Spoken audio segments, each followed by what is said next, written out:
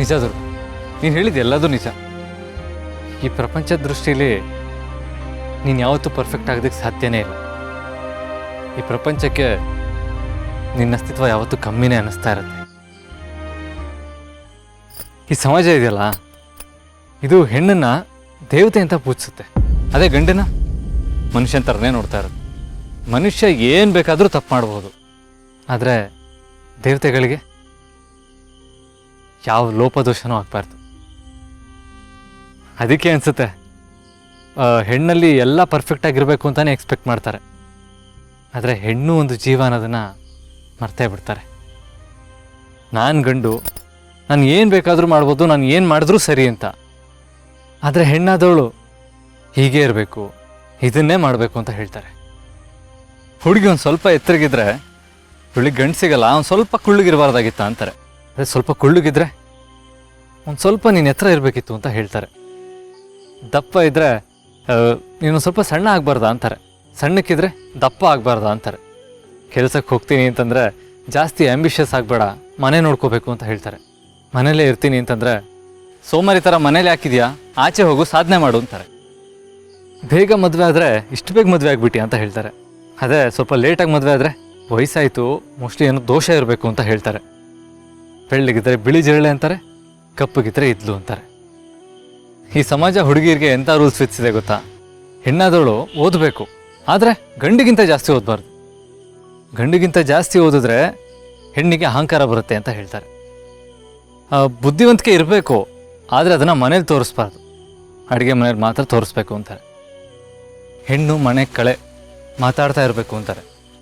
ಅದೇ ತನ್ನ ಹಕ್ಕಿನ ಬಗ್ಗೆ ಏನಾದರೂ ಮಾತಾಡಿದ್ರೆ ಗಂಡು ಬೀರಿ ಬಾಯಿ ಬಡಕಿ ನಮಗೆ ಎದುರುತ್ತರ ಕೊಡ್ತೀಯಾ ಅಂತ ಹೇಳ್ತಾರೆ. ಅದೇ ಸೈಲೆಂಟ್ ಆಗಿದ್ರೆ ದಡ್ಡಿ ಅಂತ ಹೇಳ್ತಾರೆ. ಪ್ರಶ್ನೆ ಮಾಡಿದ್ರೆ ನಿನಗೆ ಸಂಸ್ಕಾರನೇ ಇಲ್ಲ ಅಂತ ಹೇಳ್ತಾರೆ. ನೀನು ಸ್ಟ್ರಾಂಗ್ ಆಗಿರಬೇಕು ಅಂತ ಹೇಳ್ತಾರೆ. ಆದರೆ ಗಂಡ ಏನೇನು ನಿರ್ಧಾರ ತಗೊಂಡ್ರೂ ಅದಕ್ಕೆ ತಲೆ ಅಲ್ಲಾಡಿಸ್ಬೇಕು ಅಂತ ಹೇಳ್ತಾರೆ. ನೀನು ಲಕ್ಷಣವಾಗಿ ಕಾಣಿಸ್ಬೇಕು ಅಂತಾರೆ. ಆದರೆ ಸ್ವಲ್ಪ ಲಿಪ್ಸ್ಟಿಕ್ ಹಾಕ್ಕೊಂಡ್ರೆ ಯಾರನ್ನ ಮೆಚ್ಚೋಕ್ಕೆ ಈ ಅಲಂಕಾರ ಇಲ್ಲ ಅಂತ ಕೇಳ್ತಾರೆ. ಒಟ್ಟಿನಲ್ಲಿ ಚೆನ್ನಾಗಿ ಕಾಣಿಸ್ಬೇಕು, ಆದರೆ ಅದು ಯಾರಿಗೂ ಗೊತ್ತಾಗಬಾರ್ದು. ಗಂಡಸಿಗೆ ಕೋಪ ಬಂದರೆ ಅದು ಗತ್ತು, ಅದೇ ಹೆಣ್ಣಿಗೆ ಕೋಪ ಬಂದರೆ ಮಾನಸಿಕ ಕಾಯಿಲೆ. ಇನ್ನೊಂದು ವಿಚಿತ್ರ ಏನು ಗೊತ್ತಾ ದುರ್ಗ? ನೀವೇ ಎಲ್ಲರಿಗೂ ಅಡುಗೆ ಮಾಡಿ ಊಟ ಬಡಿಸ್ಬೇಕು, ಆದರೆ ನೀವು ತಿನ್ನುವಾಗ ಬೇರೆಯವರೆಲ್ಲ ತಿಂದು ಮಿಕ್ಕಿದ್ದನ್ನು ನೀವು ತಿನ್ನಬೇಕು.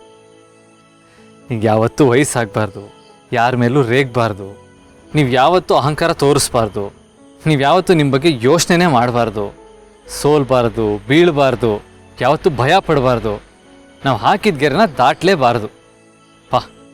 ಒಂದ ಎರಡ ದುರ್ಗ, ಇವಾಗ ನಿನ್ನ ಗಂಡನ ಮೇಲೆ ಯಾವ್ದಾದ್ರು ಚೆನ್ನಾಗಿದೆಯಾ ಅಂತಂದರೆ ಅವಳೇನು ಗಂಡನ ಮೇಲೆ ಆರಾಮಾಗಿದ್ದಾಳೆ ಅಂತ ಹೊಟ್ಟೆ ಹೊರ್ಕೋತಾರೆ. ಅದೇ ನೀನು ಬೇಜಾರಾಗಿದ್ದರೆ ಅವಳಿಗೆ ಆ ಸಂಸಾರನ ನಿಭಾಯಿಸೋಕ್ಕೆ ಬರಲ್ಲ ಅಂತ ಬೊಟ್ಟು ಮಾಡಿ ತೋರಿಸ್ತಾರೆ. ಒಟ್ಟಿನಲ್ಲಿ ಈ ಸಮಾಜಕ್ಕೆ ಯಾವತ್ತೂ ಏನು ಮಾಡಿದ್ರೂ ಸರಿ ಆಗೋದೇ ಇಲ್ಲ. ಅವ್ರ ದೃಷ್ಟಿಲಿ ನಾವು ಯಾವತ್ತೂ ಪರ್ಫೆಕ್ಟ್ ಆಗೋದಕ್ಕಾಗೋದೇ ಇಲ್ಲ.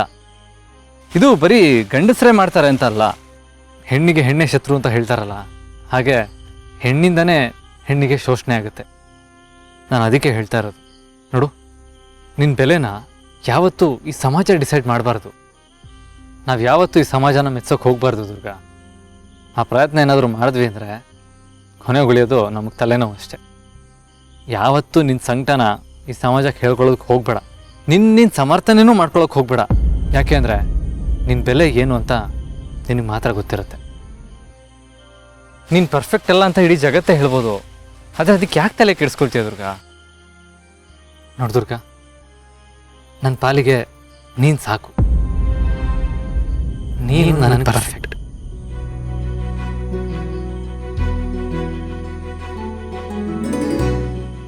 ನನ್ನ ಮಗಳಿಗೆ ಪರ್ಫೆಕ್ಟ್, ಈ ಮನೆಗೆ ಪರ್ಫೆಕ್ಟ್, ಗುಣದಲ್ಲಿ ಪರ್ಫೆಕ್ಟು, ರೂಪದಲ್ಲಿ ಪರ್ಫೆಕ್ಟು. ಹೀಗಿರ್ಬೇಕಾದ್ರೆ ಮುಂದೆ ಯಾರಾದರೂ ನಿನ್ನ ಕ್ವಶನ್ ಮಾಡಿದ್ರೆ ಅವರು ಮುಟ್ಟು ನೋಡ್ಕೋಬೇಕು, ಹಾಗೆ ಉತ್ತರ ಕೊಡು ದುರ್ಗ.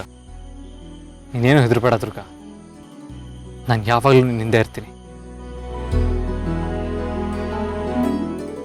You are everything to me.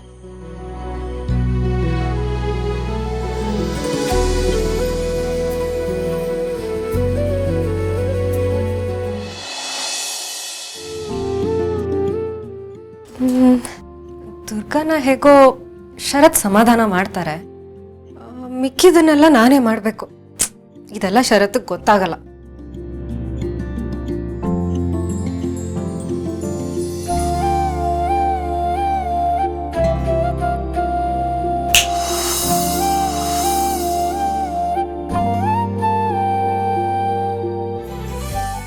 Thumb ಬಾಯಿ ಮುಚ್ಚೋದಕ್ಕೆ ನಾನೇ ಏನಾದರೂ ಮಾಡಬೇಕು. ನನ್ನ ತಂಗಿ ದುರ್ಗನ್ನೇ ಮನೆ ಕೆಲ್ಸದವಳು ಅಂದ್ಬಿಟ್ಲಾ? ಅವಳು ಈ ಮನೆ ರಾಣಿ ಆಗಬೇಕು. ಹಾಗೆ ಮಾಡ್ತೀನಿ. ದುರ್ಗಂಗೆ ಬೇಕಾಗಿರೋ ಡ್ರೆಸ್ಸಸ್ನೆಲ್ಲ ನಾನೇ ಆರ್ಡ್ರ್ ಮಾಡ್ತೀನಿ.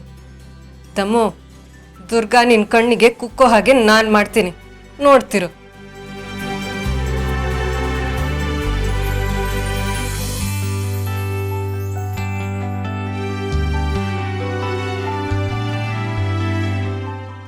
ವಾವ್, ಈ ಸೀರೆ ಸಖತ್ತಾಗಿದೆ. ದುರ್ಗಂಗೆ ಈ ಕಲರ್ ಸೀರೆ ಸಖತ್ತಾಗಿ ಕಾಣಿಸುತ್ತೆ. ಇದ್ರ ಜೊತೆ ಹಾ, ಈ ಡ್ರೆಸ್ಸು ಸಖತ್ತಾಗಿ ಕಾಣಿಸುತ್ತೆ. ಎರಡನ್ನೂ ಆರ್ಡರ್ ಮಾಡಿಬಿಡ್ತೀನಿ. ಅಯ್ಯೋ, ಇದು ಚೆನ್ನಾಗಿದೆಯಲ್ಲ. ಇದು ಚೆನ್ನಾಗಿದೆ. ಇದು ಇರಲಿ, ಇದು ಸಖತ್ತಾಗಿದೆ. ಇದನ್ನ ಹಾಕೊಂಡ್ರೆ ಇಡೀ ಮನೆ ದುರ್ಗನ್ನ ಹಿಂತಿರುಗಿ ನೋಡತ್ತೆ.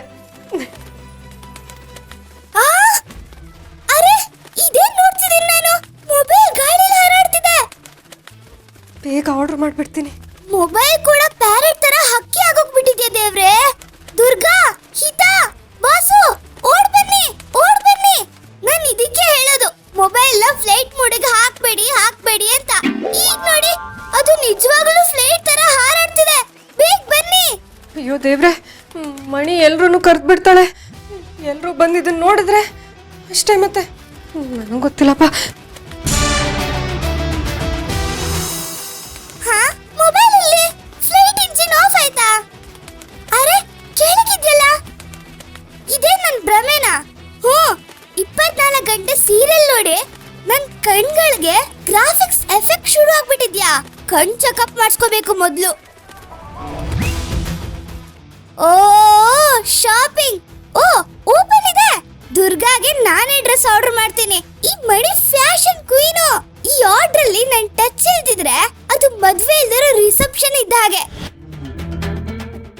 ಹಾ, ಈ ಡ್ರೆಸ್ ಓಕೆ, ಇದು ಓಕೆ, ಇದು ಓಕೆ, ಇದು ಡಬಲ್ ಓಕೆ.